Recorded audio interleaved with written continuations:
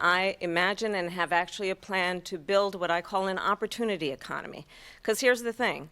We know that we have a shortage of homes and housing, and the cost of housing is too expensive for far too many people. We know that young families need support to raise their children. We're doing tariffs on other countries. Other countries are going to finally, after 75 years, pay us back for all that we've done for the world. And the tariff will be substantial in some cases.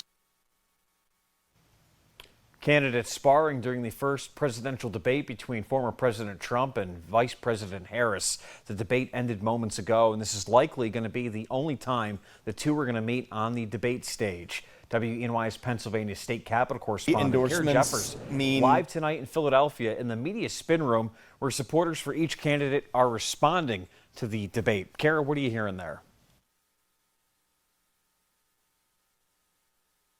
Should there be a second debate? Do you think that it's wise for the president to do a second debate?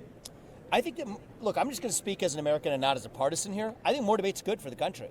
Now, what I would like to see in that next debate, though, is less moderator tilting of scales. And this isn't some sort of just usual cry about biased media. I'll draw a distinction between David Muir and Lindsey Davis. I thought David Muir in particular did, I think, a poor job of exhibiting actually the same standards that he applied to Kamala Harris as he did Donald Trump at that debate. I think anybody who watched that, even many of you may not admit it, would agree that that was not an even-handed treatment of the two candidates. I think more debate's good, and I do think that it's going to be important for voters to have some chance to understand what Kamala Harris's policy positions actually are. We have no idea why she changed on her health care plan from before to where she stands right now. A ban on offshore drilling. They talked a lot about fracking as a deflection.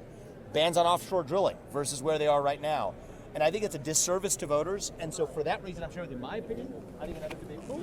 Y'all, this is a media spin gone live. That was me just escaping. Hello, WENY. I'm Kara Jeffers. That was Vivek Ramaswamy giving his take on the presidential debate. You can see there are plenty of supporters for both candidates here.